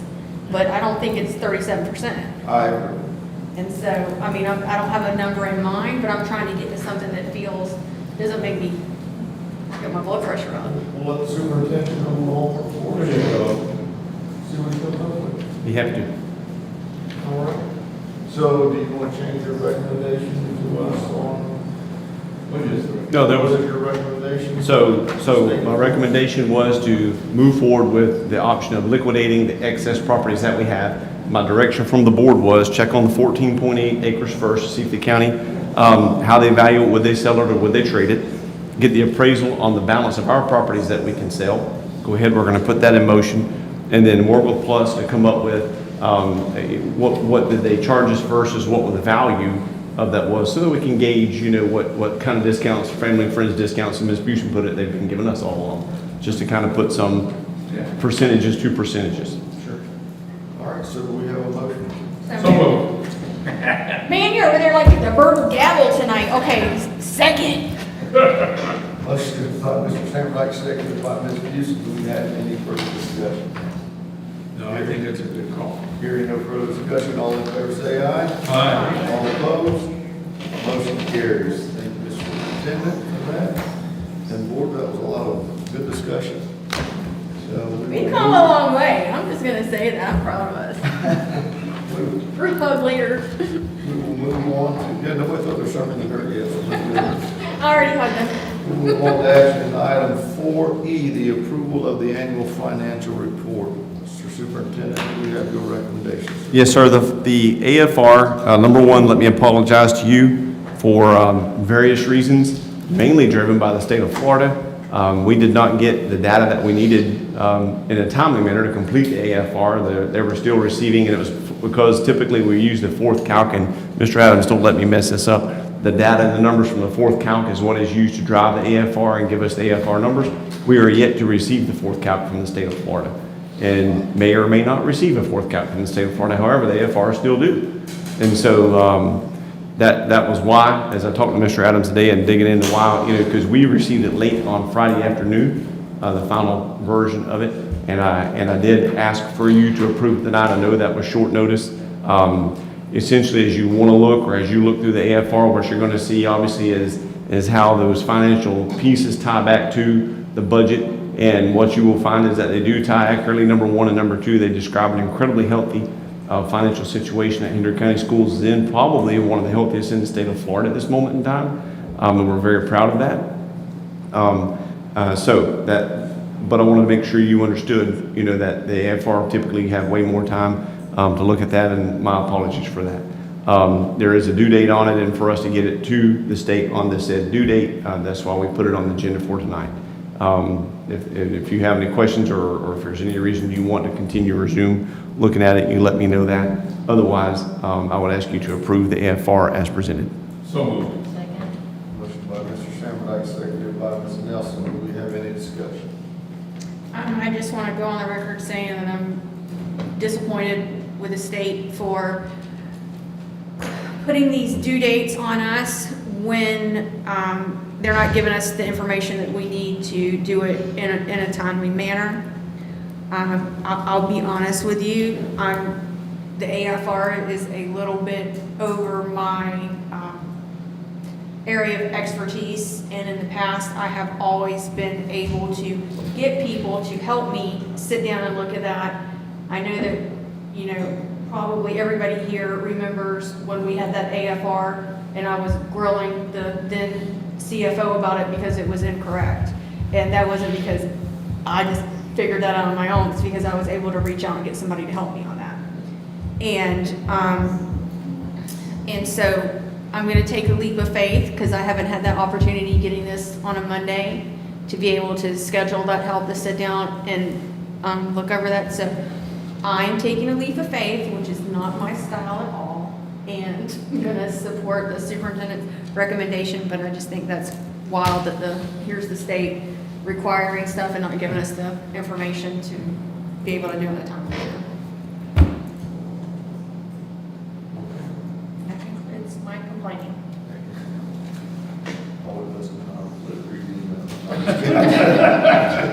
Thank you. I've also seen and heard about you, Mr. Bassman. Any other discussion? All in favor? Aye. All opposed? Motion carries. We'll move on to old business. Do we have some new LHS updates? Yes, sir. Mr. Busey is obviously our point person for the county with regard to the new construction, and he has some information to share with you with regarding the construction and kickoff of the new high school. All right. As you all know, that we're at the end of our bidding process. We will have our bid opening on Friday at 10 o'clock at Oak over in Riverdale. It's supposed to be a very exciting time, but not so much. We have about over 175 bidders that are interested in this project right now. We'll see how many people have stepped up and want to be a part of it. After our final bidding process is done and all the bids are open on Friday, Oak will vet all the content of the bids to make sure everything is, it goes along with our plans and what we asked them for. And so we're not going to get any numbers tomorrow. We're just going to find out who bid on the projects. And then the tedious process will be on Oak to go through all the bids and vet the content. We're just finalizing some permits right now on campus. We were on campus on Monday, finalizing some permits. It's been a 3-4 week process of RFIs for questions about the bids and the plans and everything. So it's been a fun process so far. And that's where we are. So we're bidding open on Friday. Any questions, comments, or concerns? How fun is the bid opening supposed to be on like a scale of 1 to 10? And can we come if it's like 7 or above? 5. Okay, Lane, we're not there. We'll let you do it. Opening envelopes and looking at paper. He said it was exciting, so like, it's fun, I want to go, but I'm not showing up for a 0.5. I mean, that's what they do. Sign on Brad, they put a bid on the roof, and they table it. And then they would something else. Yeah, have fun. Hence the thank you. Sounds like a blast. I'll be there at 10 o'clock. So once all of the bids are open and Oak does their vetting, do they have an idea of how long, what time frame it's gonna take them to vet everything?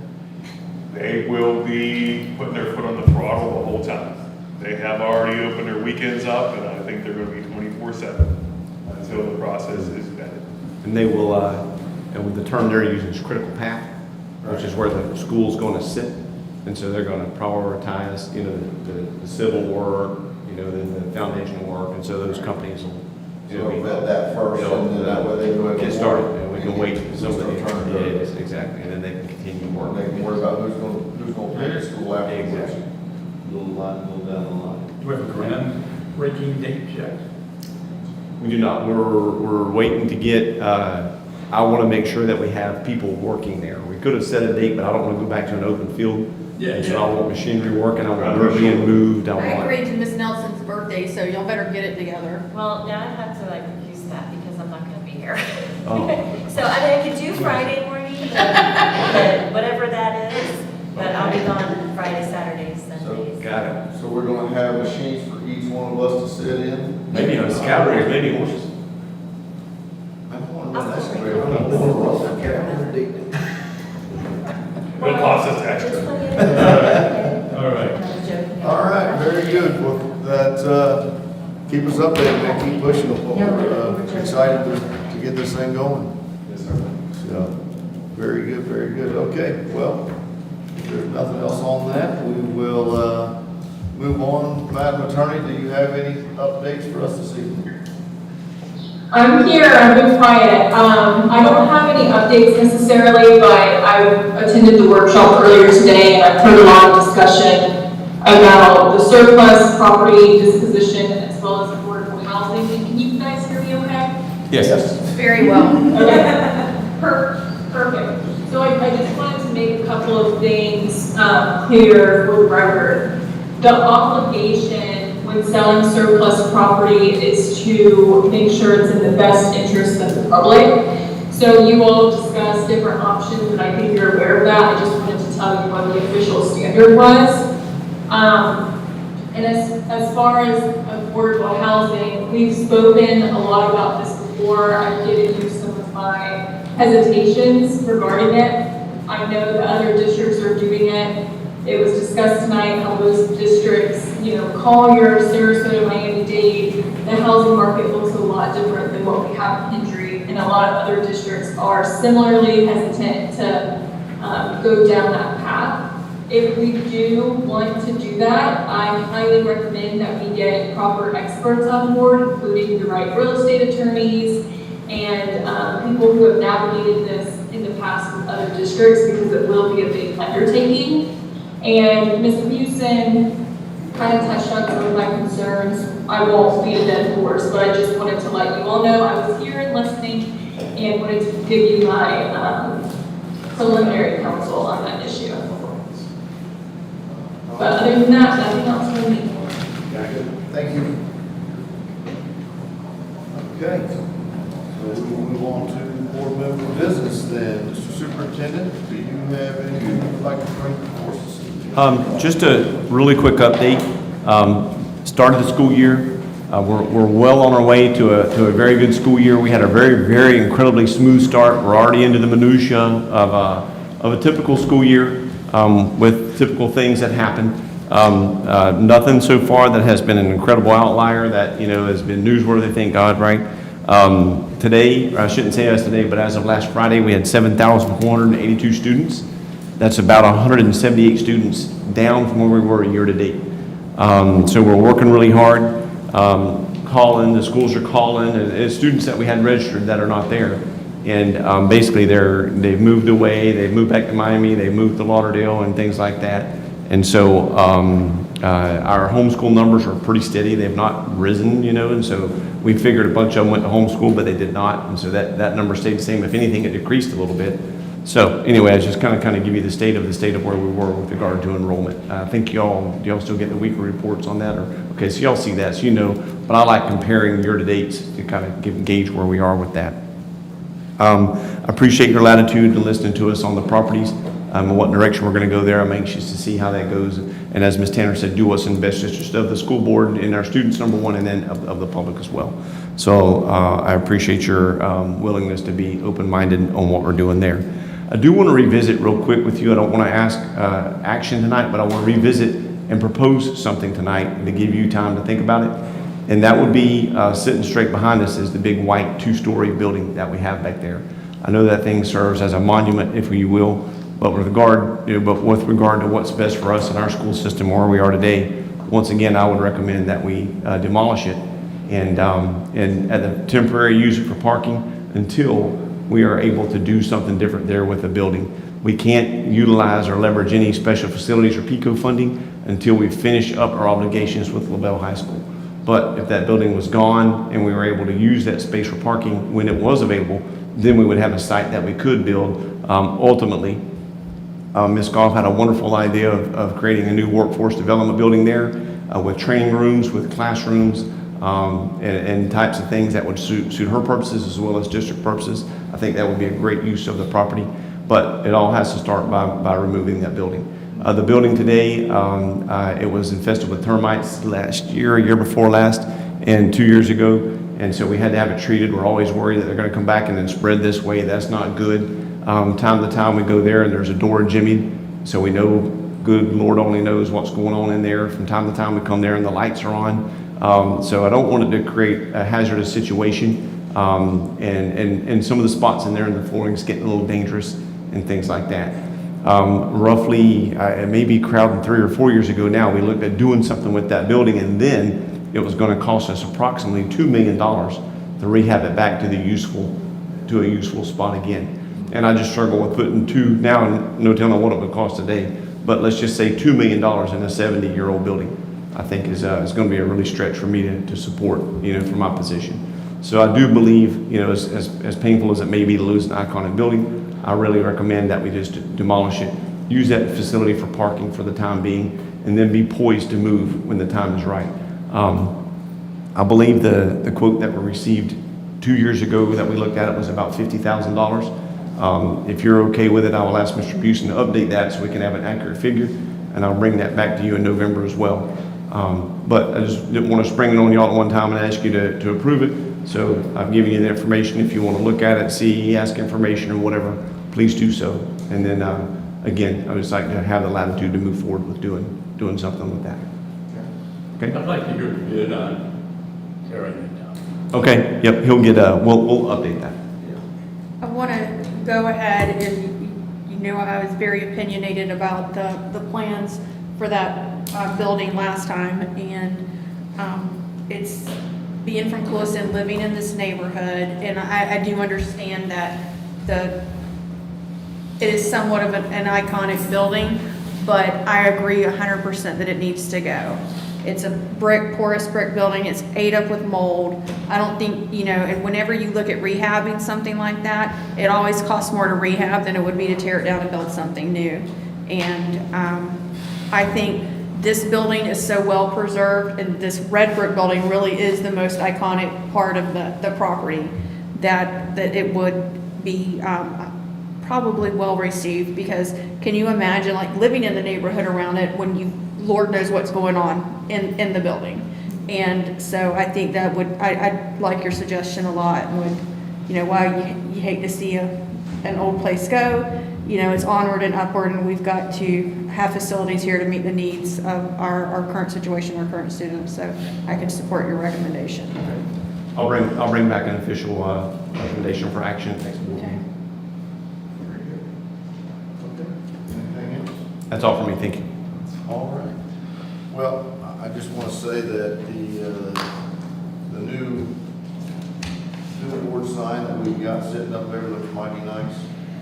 I think that was a great idea. I know Mr. Samberg pushed a lot for that, and I think that really looks good and gets out what's going on in the district. You know what? You're just on top of things, Mr. Samberg, right? Maybe not. But I sat there today in the parking lot at the middle school and I watched the sign go. Hey, school, here we go. I mean, I just thought it looked so great. I was so glad to see it. I just sat there and thought, I'm gonna watch the whole thing. Well, when you're retired, you have more time, so. Thought it went too long, but. I do That- have a- And you know what? Go ahead. Finish, go ahead. That was my thing, so I go ahead, yeah, you finish. So I do have a question, Mr. Busey. I know we were getting a new mower, I do believe, for Canefield. Is that right? Did we get that mower yet? And End of the summer. I know that it looks like they rebuilt the building that they used to keep the mowers and stuff in right there on We put Canefield. sides on top of the roof that were, or put sides on where the roof was, yes. Yes, yeah. We had doors ordered. The people had to roll off doors. They came and put them in 2 weeks ago. And they measured the door openings and they measured a foot too long on both sides. Oh. So we are a little bit further behind on doors to close that in right now. Is that where the mower's gonna be Yes. housed at once the Yes. doors are on? Yes, sir. Whoever dried it in did a phenomenal job, because last Friday I sat down there and watched the rain pour around, and we didn't get wet at all, so you guys did a phenomenal job of getting that That was building my, dried in, so, I just wanna let you know that. close to make this crew. They did a phenomenal job, so tell the close maintenance crew, my hat's off to them. Yes, sir. They did a great job, thank you, they kept us, a bunch of people dry down there.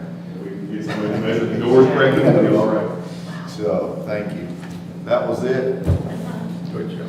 Carry on, sir. Anything else? One other quick thing, of course. So, we were talking about good relationships with the county and so forth. The park board, the West Hendry County Park Board, we bought a GPS for doing lines of football fields. And now they've taken it to LaBelle High School, and instead of taking a whole day to do the lines for the football games and stuff like that, the computer does it, and it just has to be operated. They put in the coordinates, and it does all the painting by itself, does all the lines. So, we're talking about relationships, so, They charge us? no, we just have to buy our own paint. I'm sure buying the paint anyway. Yeah. So they seem, well, they were gonna test it out, that's what they were doing, is testing it. They do that close We in, do. don't they? City of Wilson does it, yeah.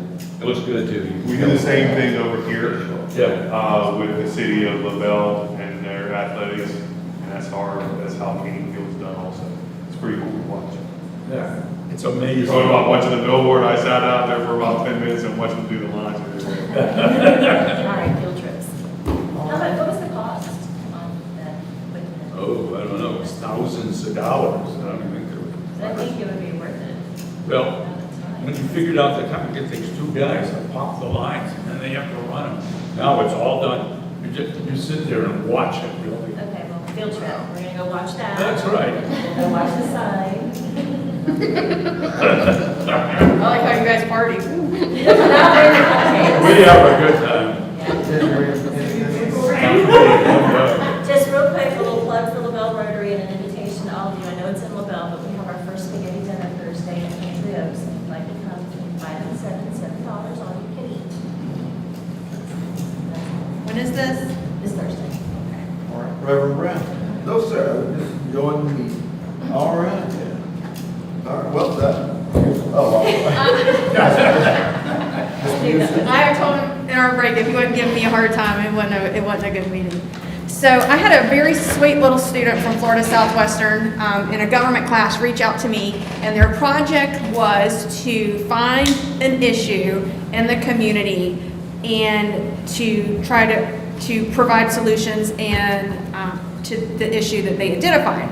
And so this young lady brought to me the issue of sidewalks around LaBelle Middle School.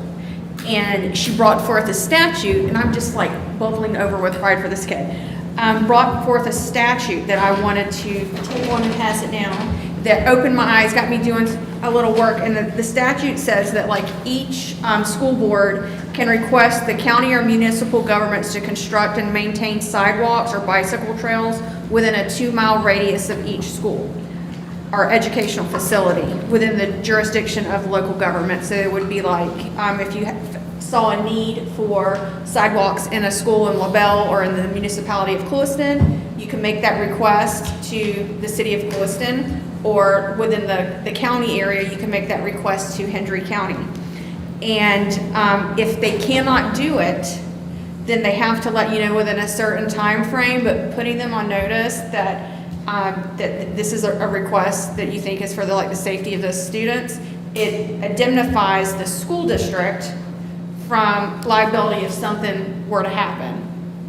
And so I think that I wanted to share that statute. I've shared it with Ms. Tanner before, and look at that. I've identified some places, but of course I'm not like a safety expert. I've just thought like areas I thought would be around Clewiston Middle School, LaBelle Middle School, the Early Learning Center, and the Central Elementary.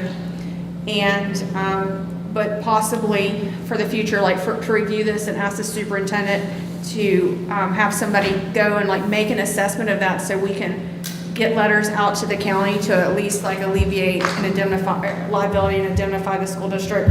And then also what it would do is I know the city of Clewiston got a bunch of grants for sidewalks. And then so when you put this in front of them, it bumps up your request in their queue for how they'd be able to spend that grant money. And the county gets the money, sidewalk grants, the city does too, the cities do too. So I thought that would be something that would encourage the placement of these sidewalks and areas that will benefit our students, as well as kind of buffer us from any kind of liability if something were to happen and they didn't have these sidewalks in place. And that's it. That's it.